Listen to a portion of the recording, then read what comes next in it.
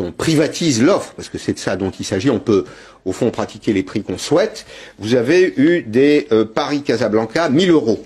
L'aller simple. On fait ça en général pour quoi? 200 euros, c'est ça, aller-retour? Aller-retour, oui. En été, en vous y prenant un petit peu à l'avance, c'est à peine 120 euros. Ouais. En vous y prenant quelques jours à l'avance, effectivement, c'est 250. Donc oui, c'est 1044 là, pour être précis. 4 fois plus cher. Oui, 4 fois plus cher. Et on a même vu un Orly-Rabat, qui est la capitale administrative du Maroc, à 3267 euros 86. Ça correspond à rien. Attendez, que font les Marocains là? Ils essayent de sauver la Royal Air Maroc. Et nous, nos intérêts, quel que soit une fois de plus qu'on pense de l'avion, on a un pavillon national qui s'appelle Air France. On doit défendre Air France. Et donc moi je m'adresse à Madame Pompili et à Monsieur Djebari. Il faut faire quelque chose là.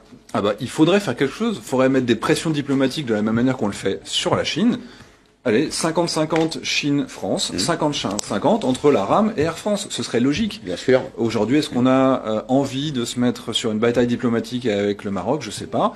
Est-ce qu'on les laisse faire? Est-ce qu'il y a des accords dont on ne connaît pas la valeur derrière qui nous disent, bah finalement, Royal Air Maroc est encore plus mal barré qu'Air France et donc faut les sauver à tout prix? Ouais. Aujourd'hui, on n'a pas de réponse et on comprend pas pourquoi il y a cette inaction envers le Maroc. Mais c'est un impôt caché.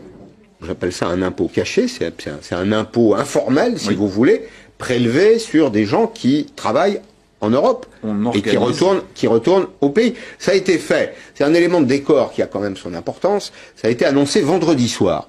Vendredi soir, qu'est-ce que c'est? C'est le début d'un très long week-end.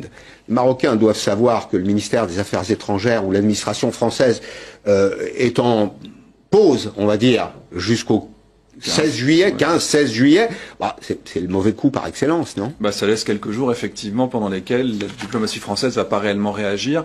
Il y a évidemment des affaires courantes qui vont être traitées, mais je pense pas qu'on puisse dépêcher un expert aéronautique en claquant des doigts très facilement de cette manière-là. Aujourd'hui, il y a absolument rien à faire à part pleurer ou attendre.